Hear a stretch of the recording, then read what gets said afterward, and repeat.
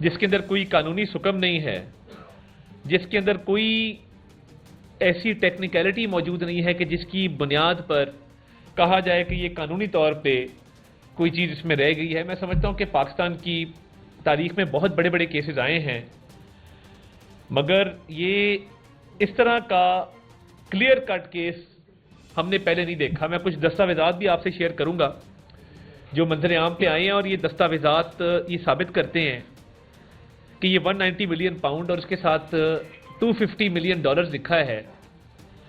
یہ asset recovery unit جو شہزاد اکبر جس کو ہیڈ کرتے تھے، اس نے اس کو اپنے دستاویزات میں ریکورڈ اماؤنٹ شو کیا ہے۔ ایسٹ ریکوری یونٹ بنایا گیا تھا اسلام آباد میں وزیر اعظم کے دفتر میں، اس غرض سے کہ اینٹی کرپشن اور جو معاملات ہیں ریکوریز کے حوالے سے، ان معاملات کو ان کی جانچ پڑتال کی جائے اور تدارک کیا جائے اور پیسے ریکور کر کے سرکاری خزانے میں جمع کرائے جائیں۔ یہ شہزاد اکبر صاحب جو تھے بطور مشیر احتساب ایک ایسٹ ریکوری یونٹ کو ہیڈ کرتے تھے، جس میں اور بھی لیگل ایکسپرٹس موجود تھے۔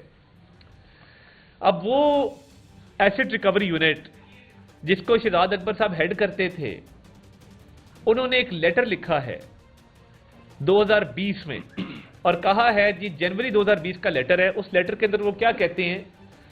اس لیٹر میں وہ یہ کہتے ہیں کہ ہم نے حکومت پاکستان کو یہ پیسہ لے کے دے دیا ہے جو حکومت پاکستان کی ملکیت تھی، ہم نے ریکور کیا ہے۔ اور پھر انہوں نے ایک فہرست جاری کی جس کے اندر انہوں نے یہ لکھا کہ اتنے سالوں کے اندر ہم نے یہ اماؤنٹس ریکور کی ہیں جو کرپشن کا اور رشوت کا پیسہ تھا، اور ریکور کر کے حکومت پاکستان کے حوالے کر دیا ہے۔ اب یہ دیکھیں نا، اب آپ کے اپنے دستاویزات، شہزاد اکبر صاحب لندن بھی گئے، انہوں نے وہاں بھی کاغذات کو ادھر ادھر کرنے کی کوشش کی، آپ سب نے وہ فوٹیج دیکھی۔ یہ جو ایک ڈاکہ ہے پاکستان کی تاریخ کا سب سے بڑا، جس کے اندر سزا ہوئی ہے، اب اس میں کیونکہ دستاویزات بھی سامنے آ گئے ہیں، یہ بات بھی طے شدہ ہے کہ این سی اے نے یہ پیسہ ضبط کر کے پاکستان کی حکومت کو دیا کہ پاکستان کی عوام کا پیسہ ہے۔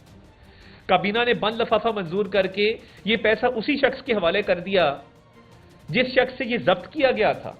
آپ ایک جرم کریں ملک سے باہر، اس جرم کی پاداش میں آپ سے وہ پیسہ کانفسکیٹ کر لیا جائے، ضبط کر لیا جائے اور حکومت پاکستان کو دیا جائے پاکستان کی عوام کی فلاح و بہبود کے لیے، ہیلتھ، ایجوکیشن، سڑکیں، پل، سینیٹیشن، کلین ڈرنکنگ واٹر، ان چیزوں کے لیے۔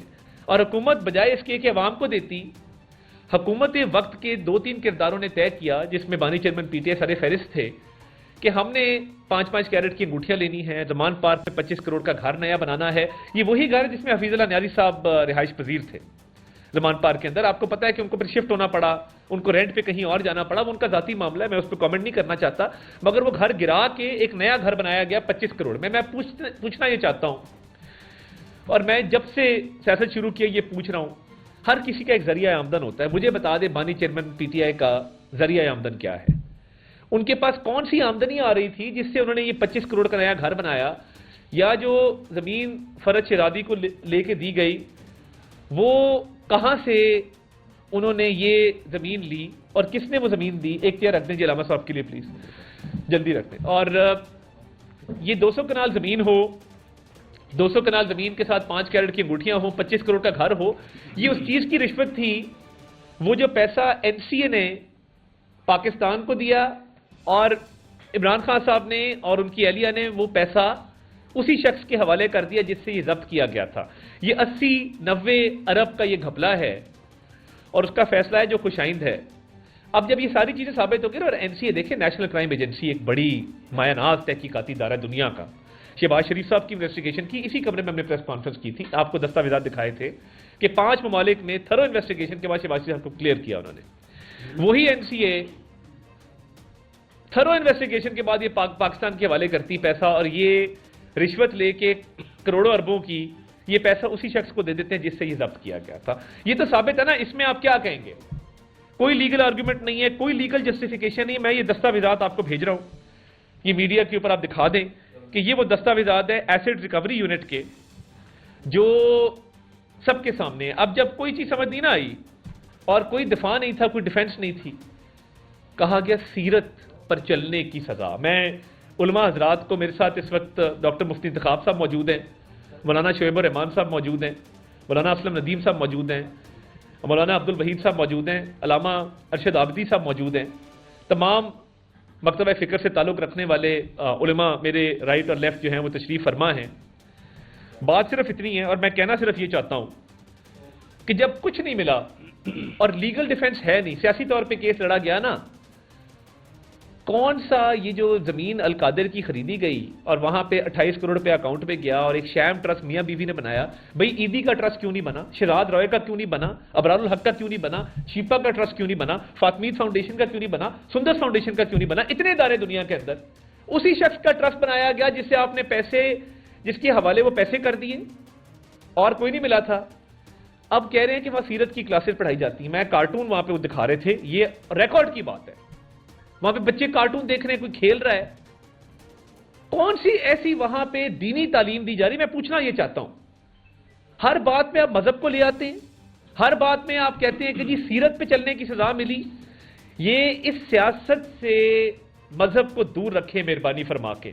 ہمیں پتہ ہے کہ جب آپ کے کان میں آگے کوئی کہتا ہے اسلامی ٹچ دیں، ہم بیٹھے اس لیے ہیں کہ آپ اپنی سیاست کریں، اب ہمارے پہ تنقید کریں، میری قیادت پہ تنقید کریں، سیاست کریں، بالکل کریں، سیاسی پوائنٹ سکورنگ بھی کریں، مگر اللہ کو، رسول کو، دین کو اس میں سے باہر رہنے دیں. نبی کریم صلی اللہ علیہ وسلم کی سیرت سے اس چیز کو جوڑنا ان اٹ سیلف میں سمجھتا ہوں کہ یہ بہت بڑا ایک توہین آمیز رویہ ہے کہ آپ کو جب کچھ نہیں ملتا تو آپ کہتے ہیں کہ جی ہمیں جو ہے وہ مذہب سے محبت کی سزا مل رہی. آپ نے کیا ساری عمر مذہب کا پرچار کیا ہے؟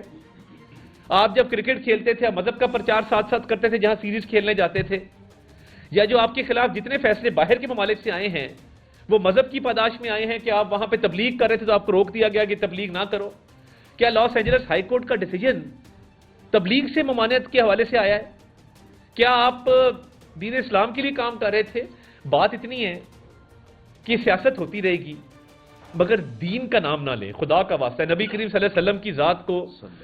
اور یہ وہ لوگ ہیں، میں یہ کہنا چاہتا ہوں، یہ صاحبزادہ جہانگیر چیکو صاحب ایک لندن میں ہوتے ہیں. ابھی پچھلے دنوں آپ نے دیکھا کہ ان کو اجلاس میں بیٹھنے کی اجازت نہیں دی گئی، اجلاس سے ان کو نکال دیا گیا.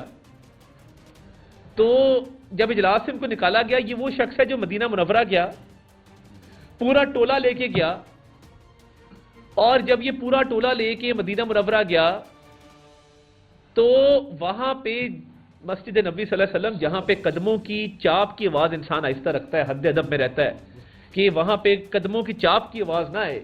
ایک ادب کا ایک اعلیٰ مقام ہے، ایک اتنے ادب کی جگہ ہے کہ لوگ اپنی عقیدت کے تحت اونچی آواز میں بھی بات نہیں کرتے، سرگوشی کرتے ہیں. یہ ہمارا عقیدہ ہے، ہمارا ایمان ہے. آپ نے وہاں پہ شاہزین بگٹی کے بال کھینچے، آپ نے وہاں پہ مریم اورنگزیب صاحبہ کو جو ہے وہ ان کا گھیراؤ کر کے آپ نے نعرے لگائے وہاں پہ.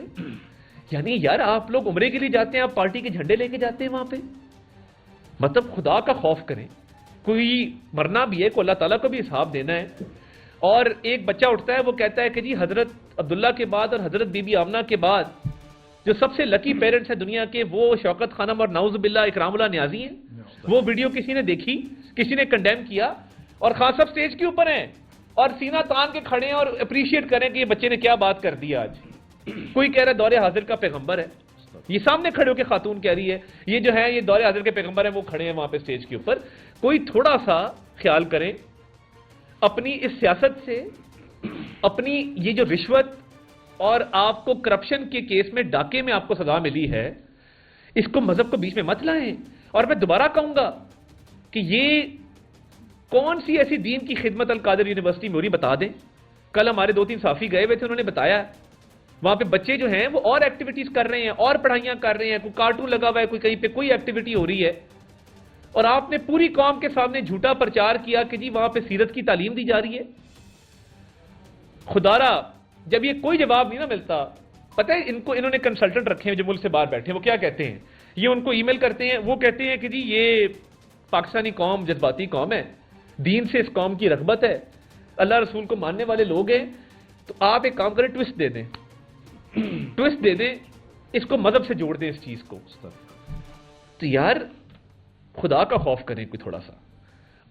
یہ جو کرپشن کا کیس ہے نا، آج علیمہ خان صاحبہ کہہ رہی ہیں کہ یہ اس کو 190 ملین پاؤنڈ کا کیس نہ کہیں، اس کو القادر کیس کہیں.